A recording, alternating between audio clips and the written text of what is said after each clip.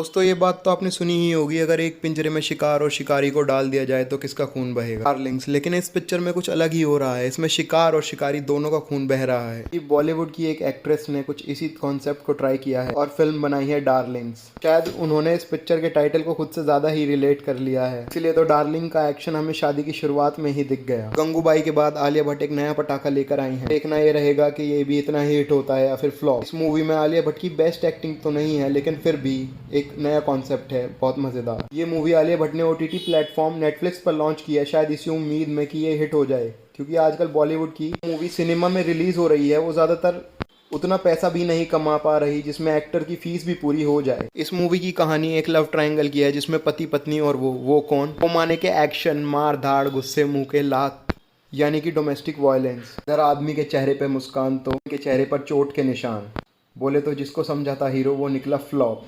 फिर अचानक मूवी में आया एक ऐसा ट्विस्ट और टर्न जिसमें शिकारी खुद शिकार बन गया। मिस्टर प्रदीप, जो कि अब तक डोमेस्टिक वायलेंस कर रहा था, वो खुद डोमेस्टिक वायलेंस का शिकार हो गया और घूसे मुक्के लात खाने लगा। इवन क्रिकेट बैट, उस पर तो सेंचुरी की बारिश हो रही थी, कभी चौका कभी छक्का, बहुत मजे ले रहे थे। उस मूवी में हीरोइन की भी कुछ चाहते थी, जैसे कि लाल फैशनेबल कपड़े पहनकर पूरी शान से मुंबई के बीचों बीच एक घर लेना। आ गया ना ट्विस्ट, जब शिकारी और शिकार को एक पिंजरे में रखा तो आपको क्या लगा कि जैसा हर बार होता है शिकार शिकार बन जाएगा? नहीं, लेकिन यहाँ पर कुछ उल्टा हो गया। शिकार ने एक अलग ही मोड़ ले लिया। आपको ये लग रहा होगा कि शिकार शिकारी कैसे बन गया।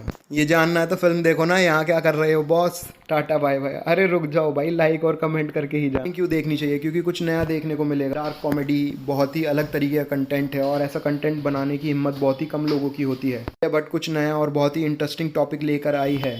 गलत तो हर कोई चुन लेता है, लेकिन जब बात ज़्यादा गलत और कम गलत की आ जाए तो हर किसी के दिमाग का टेस्ट होता है और ये पिक्चर कोई सी बात पर सोचने के लिए मजबूर कर देगी, किसका साथ देना चाहिए और किसका नहीं। कहानी एकदम सिंपल है, कुछ ऐसा नहीं है जो आपने पहले कभी ना देखा हो, लेकिन कहानी को जिस तरीके से कहा गया है वो बहुत ही इंटरेस्टिंग है और आपका मन लगा के रखे। मूवी का क्लाइमैक्स आपको कुछ ऐसी फील देगा जो आप कभी भूल नहीं पाओगे। हाँ, वहाँ तक पहुँचने का रास्ता बहुत ही उबड़ खाबड़ है, लेकिन जब पहुँच जाओगे तो आपको अच्छा लगेगा। मूवी में 2 हीरोइंस है, तो ये सोचकर अपना ध्यान मत भटकाइएगा कि इसमें खाली ग्लैमर ग्लैमर होगा। आप तो जानते ही हो आलिया भट्ट को, कहाँ है इतनी ग्लैमरस के फैन से पहले ही सॉरी भाई, अपनी अपनी राय होती है, हमारी नहीं है। इस मूवी में सभी एक्टर और एक्ट्रेसेस की परफॉर्मेंस इतनी मजेदार है और स्ट्रांग है कि आपको मूवी एंड तक देखने के लिए मजबूर कर देगी। बॉलीवुड से सेटिस्फाई नहीं हो पा रहे हैं और गैदम नहीं हो रहा, तो आलिया भट्ट की इस मूवी को देख के आपको लगेगा कि हाँ, बॉलीवुड ने कहीं ना कहीं आपको सेटिस्फाई कर दिया। एक ही फिल्म में इतना एक्टिंग वेरिएशन है कि आप छेदी सिंह बन जाओगे, भूल जाओगे आपने सांस ली थी या विपादत। शर्मा का स्ट्रॉन्ग जोन है नेगेटिव परफॉर्मेंस, और इस फिल्म में विजय शर्मा को देखकर फिल्म में घुस के उसे पीटने का मन करता है। कहीं ना कहीं उस एक्टर के रोल की जीत ही है, क्योंकि वो हमें नफरत करने के लिए मजबूर कर देता है।